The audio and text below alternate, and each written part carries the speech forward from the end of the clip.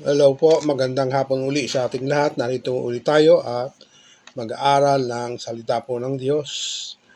At lumago tayo sa ating pananampalataya at pagkilala sa Diyos.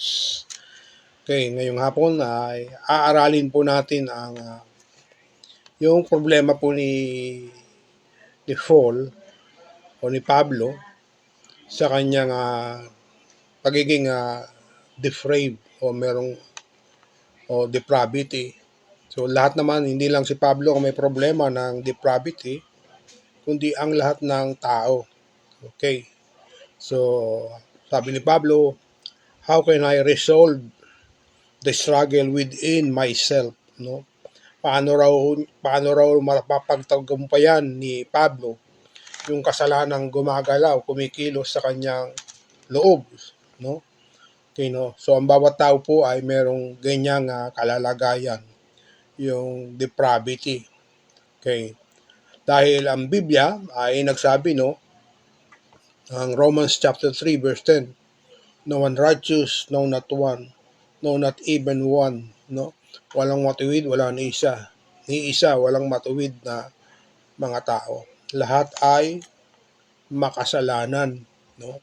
Sabi ho ng Romans 6:23, for the wages of sin is death, but the gift of God is eternal life through Jesus Christ our Lord.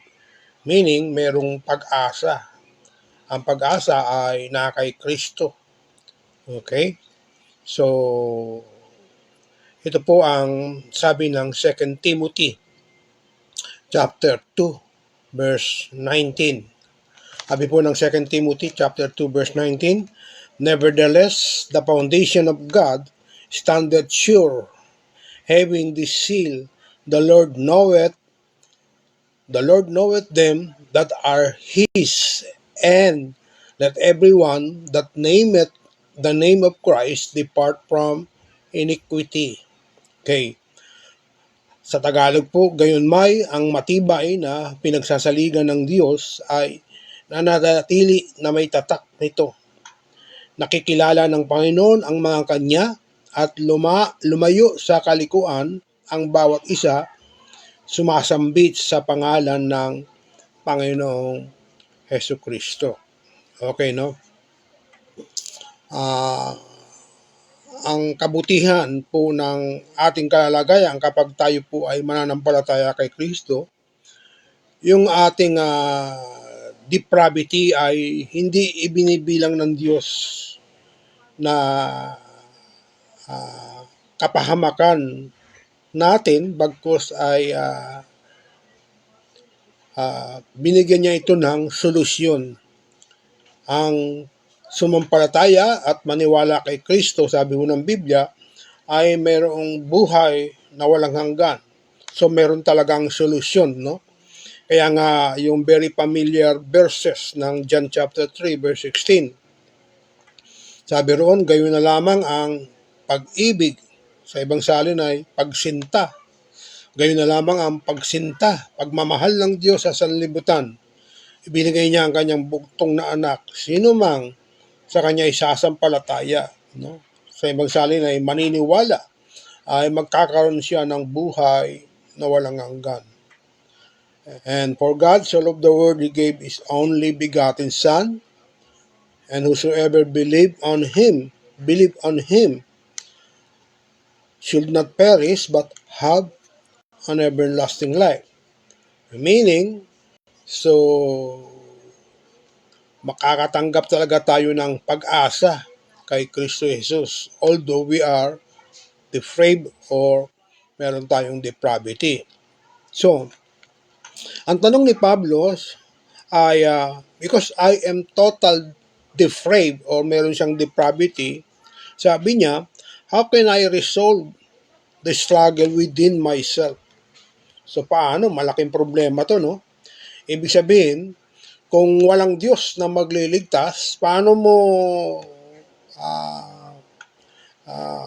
lulutasin yung iyong suliraning kasalanang gumagawa sa iyong buhay, katulad ni Pablo.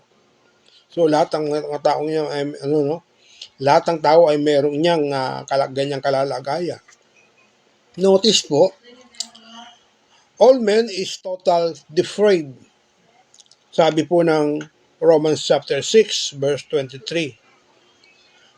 But the believers ay may pag-asa, may solusyon. Tiyak pa din ang kaligtasan. Yun po ang sabi ng Romans chapter 15.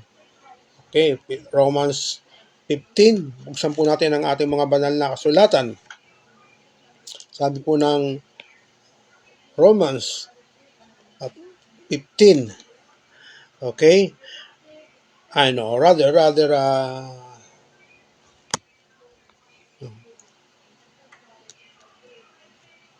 Romans 7 po pala. Okay? Romans 7, verse 15 hanggang 25. Okay. Bago po yan, tayo po ay saglit na manalangin.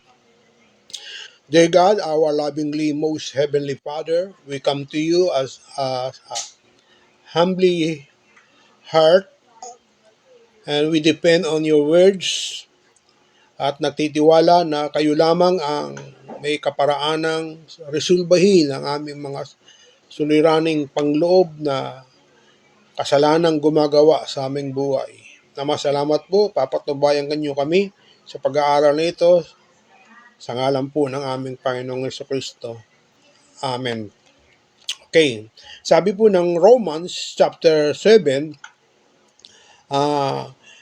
for that which I do, I allow not. For what I would, that do I not. But what I hate, that do I. Sapagkat ang ginagawa ko hindi ko nalalaman. Sapagkat ang hindi ko ibig, ang ginagawa ko.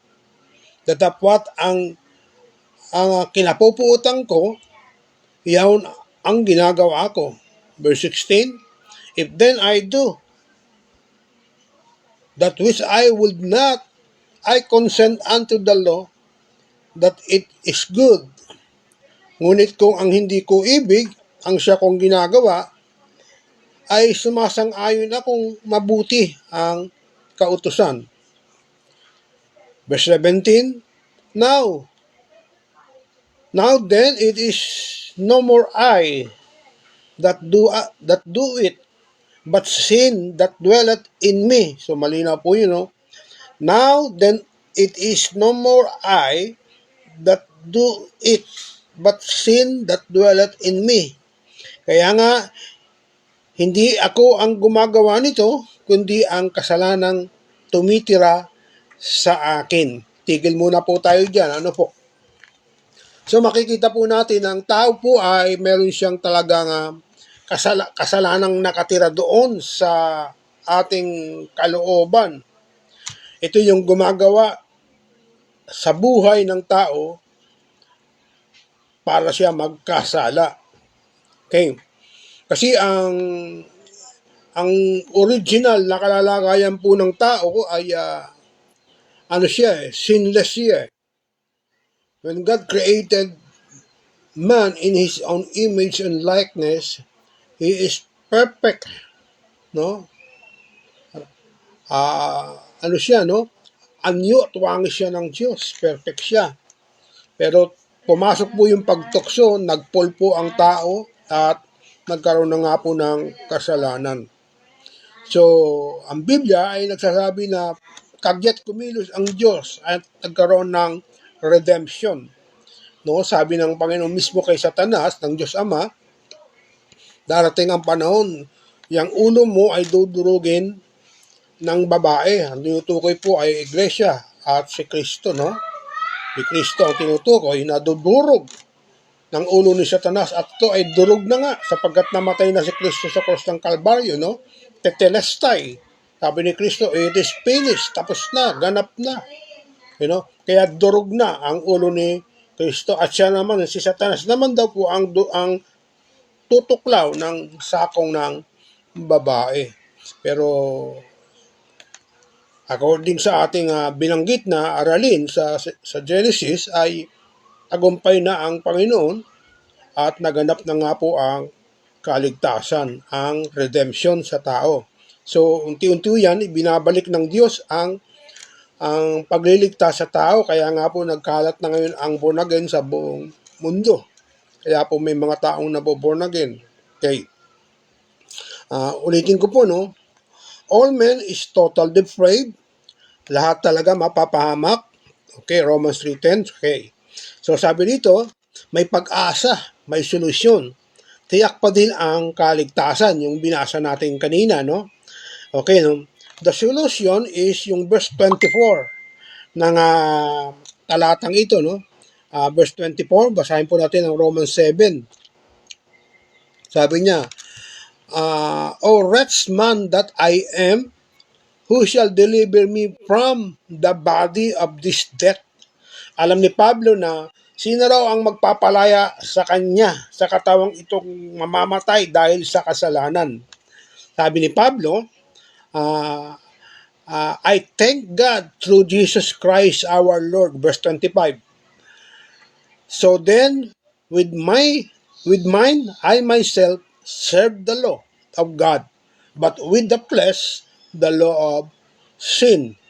Okay, no? Balikan natin yung verse 24. Sabi niya, O wretched man that I am, who shall deliver me from the body of this death? Abang tao ako, sino ang magliligtas sa akin sa katawan nitong namamatay o may kamatayan? Okay. Sabi ni Pablo, salamat may Kristo. So, ibig sabihin po ay may solusyon, may pag-asa. Okay. Ang pag-asa, yung sino mang titingin, sasampalataya, maniniwala kay Kristo Jesus, doon sa cross ng Kalbaryo, yung kanyang finished work, no? Sampalatayanan niya ito, maniwala siya kay Kristo, maliligtas siya. Yun po ang sabi ng ating aralin. Okay. At napakalinaw po niya, no? Okay, no? Ang sabi ni Pablo, Romans chapter 8, verse 1, to those who walk not after the flesh, ito yung lumalaban sa kasalanan. Ano sabi ng Romans 8:1? There is therefore now no condemnation to them which are in Christ Jesus. So, ibig sabihin, kapag ikaw ay kay Kristo, may nagtatanggol sa iyo, may tagapagtanggol ka upang labanan ang kasalanan. Ibig sabihin, makatatayo ka na, makalalabang ka na sa kasalanan, hindi ka na nag-iisa. Okay. Totoo po yung di ba, may prayer sa Biblia na sabi, for where 2 or 3 gathered together in His name, I am in the midst of them. Okay, ibig sabihin, lagi nating kasama si Kristo. No?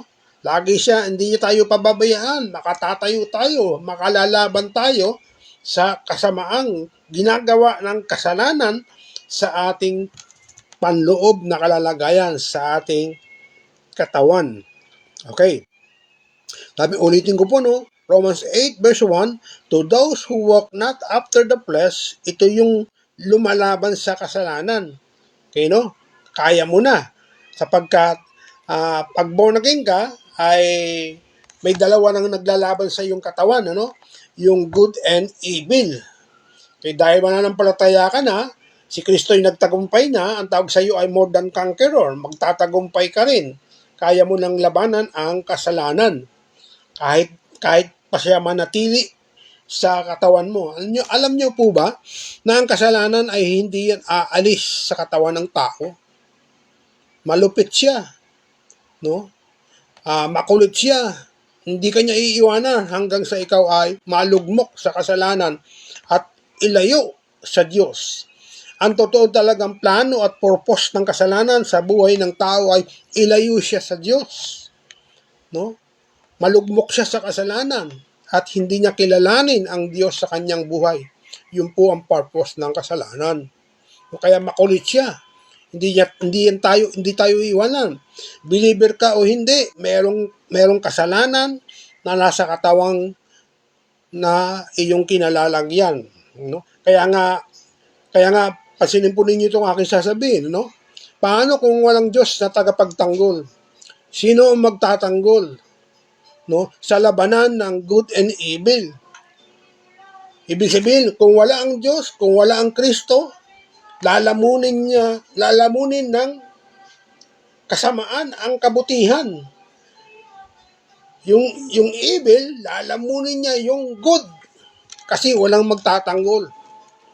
But praise God, sabi ni Pablo, merong Kristo na napako sa krus ng Kalbaryo. Tinapos niya na. Sino mang sa kanya'y manampalataya, sumampalataya, maniwala, magkakaroon ito ng buhay na walang hanggan. Okay, yun po yan. Meaning, alam niyang may kasalanan sa kanyang loob, sabi ni Pablo. Paul says, there is therefore now no more condemnation to them which are in Christ Jesus. Okay, so anong ibig sabihin ni Pablo? No? Kaya mo nang i-stop ang paggawa ng kasalanan sa iyong buhay. Kaya mo na siyang patigilin. No? Stop sinning. Okay, bakit?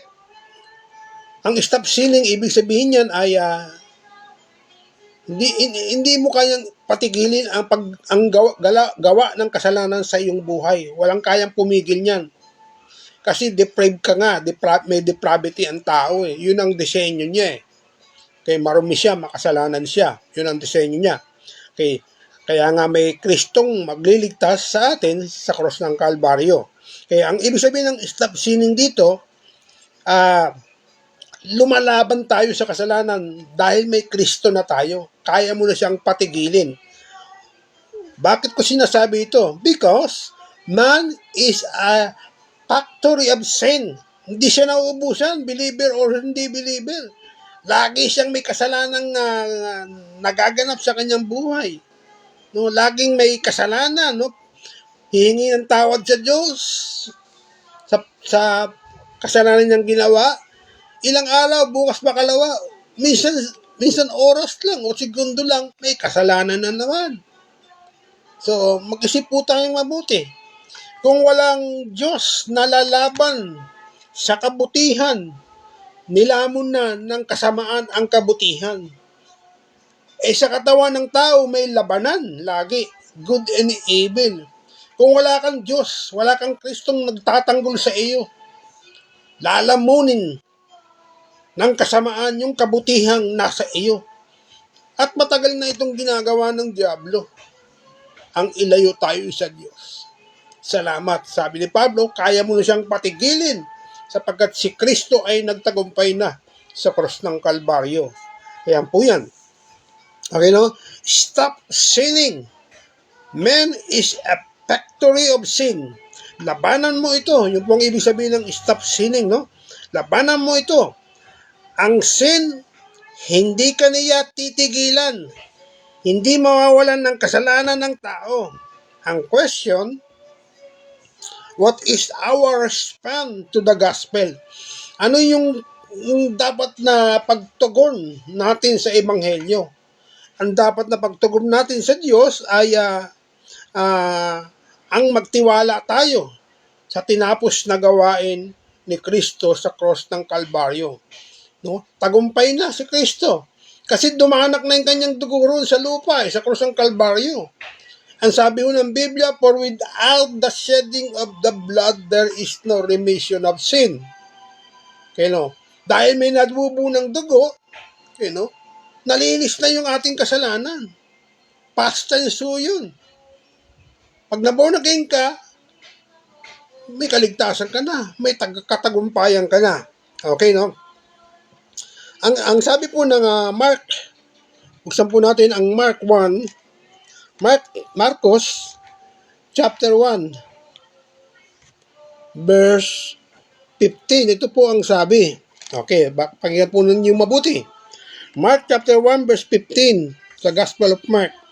And saying, the time is fulfilled, and the kingdom of God is at hand. Repent ye and believe the gospel. I repeat, and saying the time is fulfilled, that the kingdom of God is at hand. Repent and believe the gospel. Magsisi at sumampalataya, maniwala sa ebanghelyo. Ano ba ang ebanghelyo? Ang ebanghelyo yung si Kristo'y namatay, nilibing, nabuhay, at babalik na muli sa wakas ng panahon. Tagumpay na siya. Sa krus ng Kalbaryo, sabi niya, "It is finished, tetelestai." Tagumpay na siya. Sampalatayanan mo na lamang ito.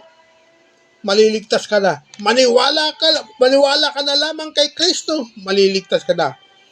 Acts 16:31, di ba ang linaw? Believe on the Lord Jesus Christ, you and your house will be saved. Paniwalaan mo si Kristo, sampalatayanan mo si Kristo, yung kanyang ginawa sa krus ng Kalbaryo, maliligtas ka na. Simpleng-simple po ang kaparaanan ng kaligtasan sa pamamagitan lamang ni Kristo. Sa Tagalog po at sinasabi, naganap na. Past tense, no? Sa English, the time is fulfilled with ed. Past tense na, oh. Sa Tagalog, at sinabi, naganap na ang panahon at malapit na ang kaharian ng Diyos. Kayo'y magsisi at magsisampalataya sa Ebanghelyo. Okay. Yun po yan. Okay, no? Sabi yan ay, the time is fulfilled, the kingdom of God is at hand. Repent ye and believe the gospel. This is the rule of Messiah on earth. Ito po ang panuntunan ng Messiah. Sampalatayanan ng gospel, maniwala kay Kristo, sampalatayanan si Kristo, at magkakaroon ka ng kaligtasan. Pansinin po ninyo, no? Ang ginamit na pananalita sa mga sentences ay pautos, mandate, no? This is the question of, ang tanong dyan ay, kaya mo bang magbago? Pag believers ka, kaya mo na. Pag hindi ka mananampalataya, wala ka kay Kristo, nako, mahirap ang kalalagayan. Kung yung mga believer sa kanyang kasalanan, alam niya lang ligtas siya, may tagapagtanggol siya, nakikipag-back siya sa kasalanan. Sapagkat may nakikipaglaban para sa kanya, si Kristo. At tiyak ang katagumpayan. Pero yung mga hindi mananampalataya, wala kay Kristo. No? Yung nire-reject si Kristo, ayaw tanggapin si Kristo bilang Diyos niya, tagapagligtas. Kawawa ito. Wala siyang tagapagtanggol. Sabi ko nga kanina sa inyo, kung walang magtatanggol na Diyos, kung wala ang Kristo magtatanggol sa kabutihan, lalamunin ng kasamaan ang kabutihan. Yan po yan. Kaya kawawa po ang tao. Kaya ang tindi ng problema ni Paul eh. Sabi niya ni Pablo, no? How can I resolve? Paano ko re-resolbahan ang kasalanang nakatira doon sa aking laman, sa aking katawan? Pilit itong ilulugmok ang buhay ng tao sa kasalanan at ilayo siya sa Diyos. Yan ang trabaho ng kasalanan sa ating buhay. Okay. Total depravity of men, sabi po ng Colossian, isa po natin ang Colossian. Okay. Colossians chapter 1. Ito po ang sabi, pakinggan po ninyo mabuti. Verse 19 and 20. Sabi niya, For it pleased the Father that in Him should all the fullness. Ulitin po natin, no? For it pleased the Father that in Him should all fullness dwell. Sapagkat minagaling ng Ama, ng Diyos Ama, na ang buong kapuspusan ay manahan sa Kanya. Verse 20, and having made peace through the blood of his cross, by Him to reconcile all things unto Him. By Him, I say, whether they be things in earth or things in heaven. Sabi po ng Tagalog ay, sa pamamagitan niya, ay pakipagkasunduin sa Kanya ang lahat ng mga bagay na pinapayapa niya sa pamamagitan ng dugo ng kanyang krus. Sa pamamagitan niya, sinasabi ko, maging mga bagay sa kalupaan at mga bagay sa sangkalangitan. Okay, no? Anong trabaho niya na sabi diyan na sabi ni Kristo, to reconcile all things unto himself in Christ. This is the remedy of alienation. Ano ba ang alienation? O alienation? Ito po ay ibinukod tayo ng Diyos para kay Kristo. You know? Kaya nga sa doctrines of soteria or soteriology, salvation, ay walang bahagi ang tao sa kanyang kaligtasan. Biyaya lang, habag talaga, naawa lamang talaga ang Diyos, kaya naligtas ang tao. Yun po yan. Kaya, nung nahabag at naawa ang Diyos sa atin, sabi po ng ating binasa ay, ibinukod tayo ng Diyos para kay Kristo Jesus, unto Himself. Yan, sabi yan, no? Ang Greek word niyan ay alkanasya. Okay, no? Mahirap i-pronounce po. Pero yun po ang ibig sabihin niya, no? Ibinukod tayo ng Diyos para kay Kristo. Mapapansin mo, ang pagkakasulat po niyan, ang pagkakabanggit po niyan ay noun. No? Ibinukod tayo. Okay. Next. To obey God and followed Him, sabi po ng 1 Samuel 15 verse 22, no? Obedience is better than sacrifice. Obey God and followed Him. Sa military term, ang tawag po dyan ay military command, obey first before you complain. Ibig sabihin, ang tao dapat ay mag-response siya sa panawagan ng Diyos. Mag-response siya sa ebanghelyo ng Diyos. Tugunan niya yung paanyaya ng kaligtasan. Salvation is offered for all, no? But for those who believe on Him. Sa lahat lamang ng sasampalataya sa Kanya. No? Ulitin ko po, no? Salvation is offered for all. Ino-offer sa lahat. No? Andiyan na ang kaligtasan. Nakaladlad na, nakahain na. Sasampalatayanan mo na lamang, paniniwalaan mo na lamang. Si Kristo ang tagapagligtas na namatay sa krus ng Kalbaryo at muling nabuhay. Magkakaroon ka na ng kaligtasan. Simpleng-simple, no? Okay, yun po ang ibig sabihin niyan. Ang ibig sabihin niyan, obedience is better than sacrifice. Obey God and followed Him. Sa military command, ang ibig sabihin niya na obey first before you complain. Okay, no? Ibig sabihin talaga ay si Kristo talaga ang tagapagligtas. Okay, no? Yun po ang tinatawag na perseverance. Perseverance, ibig sabihin na ito po yung mga remaining Christian. Ikaw ay magiging matatag. Makapapanatili ka sa kamay ng Diyos. Hindi ka na maaagaw. Pag sinampalatayanan mo at pinaniwalaan mo si Kristo, assured na, sigurado na ang eternal life. Sigurado na ang buhay na walang hanggan. Ikaw ay magiging matatag na. Sabi po yan ng Colossus, no?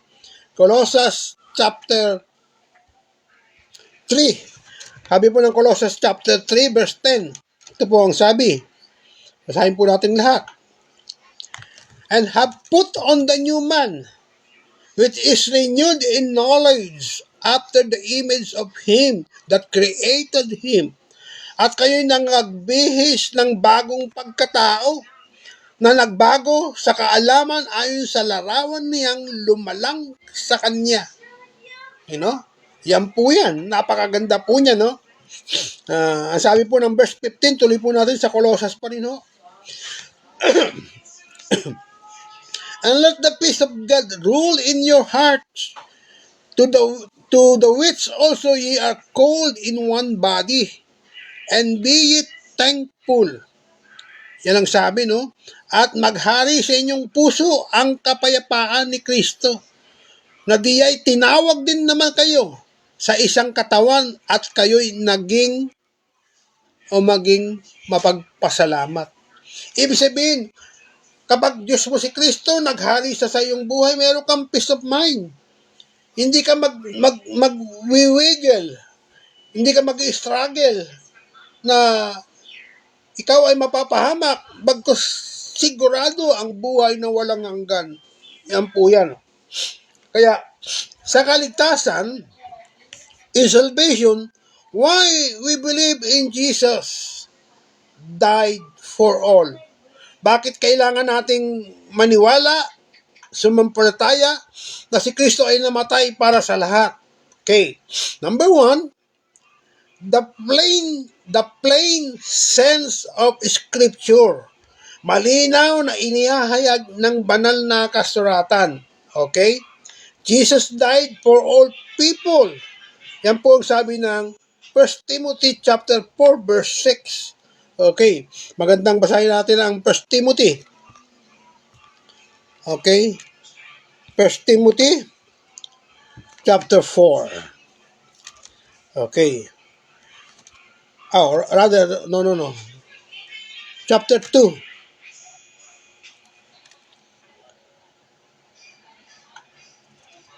Okay, 1 Timothy chapter 2 verse 4 to 6. Ito po ang sabi. Who will have all men to be saved and to come unto the knowledge of the truth. Sa Tagalog, na siyang may ibig na ang lahat ng mga tao ay mga ligtas at mga kaalam ng katotohanan. Okay, verse 5. For there is one God, one mediator between God and men, the man Christ Jesus. Verse 6. Who gave himself a ransom for all, to be testified in due time, na ibinigay ang kanyang sarili na pangtubos sa lahat ng nagpapatotoong maghayag sa sariling kapanahunan. Ibig sabihin, malinaw. No, it is plain. Jesus died for all. Ibinigay niya yung kanyang sarili. Okay, no? Para makamit ng tao yung kaligtasan. Ibig sabihin, yung biyaya ay si Kristo. Ibinigay niya ang biyaya sa tao. No? Kaya ang biyaya ay si Kristo. Sabi ho lang, Efeso chapter 2 verse 8 and 9, no? For by grace you have been saved, not of your good work, lest any man should not boast. It is the faith comes from God, ang kaligtasan. Pananampalataya, regalo, biyaya, bigay, habag, awa. So, paano ka nagkaroon ng bahagi dyan? Diyos lamang talaga ang gumawa ng kaligtasan para sa iyo. Okay? Yan po yan. 1 John chapter 2 verse 2, Jesus is the atoning sacrifice for our sin, for the elect, and for the sins of the whole world. Si Kristo raw po ang inihandog para sa kaligtasan, no? At sinakripisyo niya yung kanyang sarili para sa kasalanan ng mga tao, para sa mga pinili, okay, at sa buong sansinukob, sa buong mundo. Sabi po ng Hebrews, chapter 2 ng Hebrews, sabi po, pakinggan po nating mabuti ang Hebrews. Okay. Hebrews chapter 2 verse 10. For it became him for whom are all things, and by whom are all things, in bringing many sons unto glory, to make the captain of their salvation perfect through sufferings. Ang linaw po, ang ganda po, no? Sapagkat marapat sa kanya na pinag-ukulan ng lahat ng mga bagay at sa pamamagitan niya ang lahat ng mga bagay sa pagdadala ng maraming anak sa kalwatian na gawing sakdal siyang may gawa ng kaligtasan nila sa pamamagitan ng mga sakit. Okay, no? Nagpakasakit na si Kristo. Could you imagine? Kaya mo bang gawin sa isang tao, sa iyong anak, sa iyong ama o mga magulang na ibuwis mo ang iyong buhay? Pero si Kristo po ay ibinuwis niya yung kanyang buhay. Sinakripas niya yung kanyang buhay. Iligtas lamang tayo. Kaya tayo po, sabi po ng ating aralin, makatatayo na tayo, makalalaban na tayo sa kasalanan. Okay, pangatlo, okay, no? Sa Titus chapter 2 verse 11, for the grace of God appeared that offers salvation to all people. This the extension of atonement. Ang sabi diyan, no, ang biyaya daw po ng Diyos ay nagpakita, inilantad niya, ipinakita niya, ipinahayag niya. Sabi, ini-offer niya ang kaligtasan ay para sa lahat. Yun po ay pagtutuloy ng kanyang plano, iligtas ang maraming tao. Okay. Pang-apat po, the integrity of the gospel offer. Mark 16. Sabi po ng Mark 16, basahin po natin ang Marcos 16. Okay.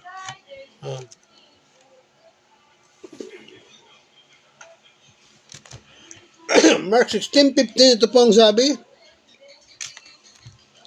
And he said unto them, go ye into the whole world and preach the gospel to every creature.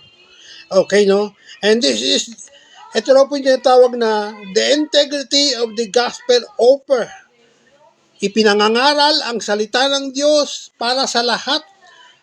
Sa buong mundo nga, ang sabi, di ba? Upang turuan silang sumunod at magkaroon ng kaligtasan. Ito po yung tinatawag na proof of true disciples. It is continual in total depravity. Ibig sabihin ang totoong plano talaga ng Diyos, labanan yung kawalang kakayanan ng tao kumilala sa Diyos. Ang paraan para makakilala ang tao sa Diyos, ipangaral ang salita ng Diyos. Go ye and preach the gospel to the whole world. Sabi po ng ating aralin, no? Okay. It is continual in total depravity. Wala ka talagang magagawa para maligtas. That is why, kailangan mo na isuko ang iyong buhay kay Kristo. Yan po ang napakahalaga, no? Turn away from everything the Bible calls sin. The Bible is the final authority para maligtas ka. Kung ano ang sabi ng Biblia, ito ang sabi ng Diyos. Kasi ang Biblia po ay siya pong salita ng Diyos. Ito po yung final authority. Believe on the Lord Jesus Christ and you will be saved. Sabi ng Biblia, sampalatayanan mo si Kristo. Paniwalaan mo si Kristo. Nagkakaroon ka ng buhay na walang hanggan. Yun na. Tapos na. Ligtas ka na. Yun po yan. At matapos maligtas, kailangan nating sumunod. Okay. At lumago sa pananampalataya. Sabi po ng Joshua chapter 1 verse 8, meditate the word of God day and night. Notice, no? Sa panahon ni Joshua, wala pa namang Biblia, no? Di ba? Ang kanilang gamit ay yung tinatawag na Pentateuch o yung Pentateuchos. Yung the 5 books of Moses. Yung law. Under sila ng law. Basta sa panahon ni Joshua, importante ang makasunod. No? Kaya pag nangaral ang isang mangangaral sa panahon nila Joshua o kila Moses, sinabi ni Moses halimbawa, thou shall not commit adultery. Kagyat yung gagawin kasi hindi na yun mauulit. Wala naman kasing Biblia. Ilan lang ang may hawak ng banal na kasulatan. At ang pinaka-Biblia nila, ito lamang pong 5 books of Moses. Kaya kagyat silang sumusunod. Yun po yan. Unlike sa atin, believers or born again, complete Bible na. Okay, no? Kailangan mo na lamang i-research, pag-aralan. Sabi po ng Biblia, study to show thyself then approve unto God, a workman needed not ashamed, rightly dividing the word of truth. Ihimayin mo na lamang po yan. Ligtas ka na kasi, kailangan mo na lamang lumago sa pagkakilala sa Diyos. Okay, no? At habang binabasa mo ang salita ng Diyos, this is a very important, nagkakaroon ka ng conviction, no? Nadidiktahan ka ng banal na espiritu sa mga bagay na dapat mong gawin para sa Diyos. Yun po ang purpose ng gamit ng salita ng Diyos, ang Biblia at ang pagbabasa dito. Okay, so dito na po tayo magtatapos sa huling mga talata. Because of man's depravity, okay, wala talagang pag-asa ang tao. But God sent His Son Jesus, died on the cross, shall have, sabi yan, to those who believe on Him shall have eternal life. John 3:16 hanggang 18 po, no? Acts 4, verse 12, no? Neither is there salvation given under heaven whereby we must be saved. Only the name of Jesus Christ. Wala raw pong ibinigay sa silong ng langit, sukat ikaligtas ng mga tao, kundi ang pangalang Jesus lamang. So, saan ka pupunta? Na kay Kristo ang kaligtasan. Na kay Kristo ang buhay na walang hanggan. Okay? Na kay Kristo ang katagumpayan upang labanan ang kasalanan at maging matagumpay dito. Okay? Ito po yung tinatawag na sulapides. No? Faith alone in Christ. Sampalatayanan mo lamang talaga si Kristo. Si Kristo lamang talaga. No? Ito po yung sola scriptura. Ang Biblia lamang, ang final authority. Ang siyang may kapangyarihan na baguhin at palaguin ka sa bagay na espiritual ng Diyos. Yan po yan. At yung tinatawag na sola gracia. Ang biyaya lamang talaga, ang kaparaanan ng kaligtasan. No? For by grace you have been saved. Sola gracia, by grace alone. No? Yan po yan. So, panghuli, our God is sovereign. Ephesians chapter 1, verse 4 hanggang 7, pinili tayo ng Diyos ayon sa kanyang kalooban, hindi ayon sa ating sarili. Okay, no? Paano mo pipiliin ang iyong sarili na maligtas ka, gayang wala kang kakayanan at isa kang makasalanan? Ibig sabihin, merong somebody na magliligtas sa iyo. No? Merong other person na tutulong sa iyo. And that is God. That is Jesus. That is Holy Spirit. Na siyang tutulong sa iyo at aagapay sa iyo para maligtas ka. May kakayanan ka ba iligtas ang iyong sarili? Wala. Depraved ka nga eh. But praise God, andyan ang Kristo. Okay, ulitin ko po, no? Sabi po rito, pinili tayo ng Diyos ayon sa kanyang kalooban, hindi ayon sa ating sarili. Ephesians chapter 1, verse 47, because we are depraved. Malabo talagang maligtas ang tao. Kay Romans 3:10, tsaka Romans 6:23, no? Ang solution sa depravity ay si Kristo lamang, no? Yung Romans 7:15 ang 21 nating binasa. Okay, dito po tayo magtatapos sa John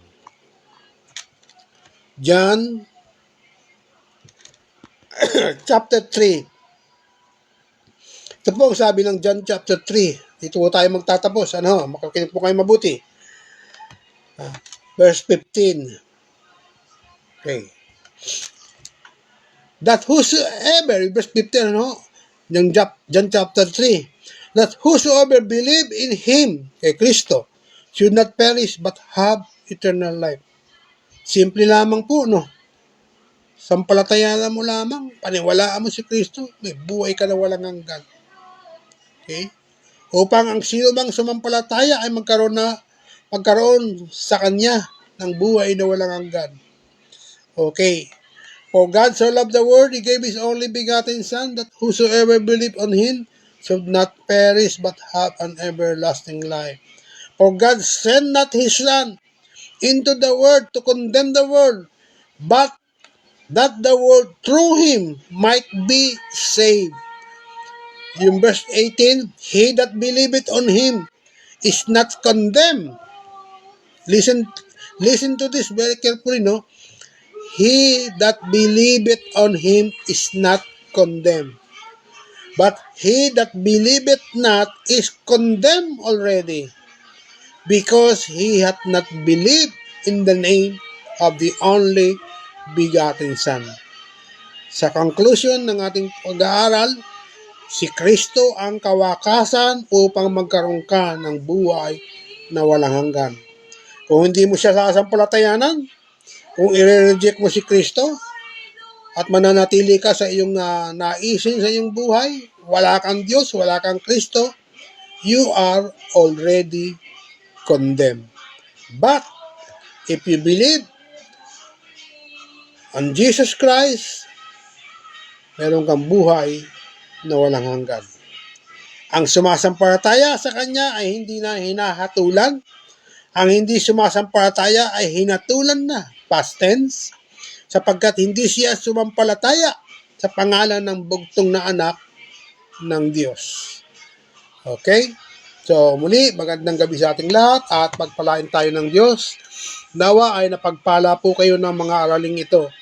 Huwag po ninyong kalimutan ang mag-subscribe, follow and share, and like para may palaganap naman po natin ang mga aral at salita po ng Diyos. So tulungan po ninyo ako. Kayo po na aking mga tagapakinig ay ipakalat po natin ang araling na ito. Subscribe, follow, and share, and like para lumaganap po ang aral ng Diyos. Sa YouTube channel po natin ay itype po ninyo yung abbreviation ng Pastor, PTR, Pastor Dusty. Capital D-H-U-S-T-Y, Pastor Dusty. So makikita nyo po ron yung ating mga teachings. Okay? At magagamit po ninyo yan sa inyong kalaguang espiritual. So muli, magandang gabi sa ating lahat at pagpalain tayo ng Diyos, tayo po ay manalangin. Muli, aming Diyos, salamat po sa iyong mga aral, sa iyong mga salita na kami ay makatatayo, makalalaman sa kasalanang nakatira sa aming kalamnan. At kayo po ay nagtagumpay na sa krus ng Kalbaryo at tiyak na rin ang aming katagumpayan sapagkat kami ay binigyan nyo na ng buhay na walang hanggan at pinatawad, nilinis sa lahat ng aming kasalanan at wala na kami sa kahatulan. Ama, salamat po ng marami sa iyo sa ngalan po ng aming Panginoong Jesucristo. Amen and amen. So God bless po sa ating lahat. Pagpalain po tayo ng Diyos.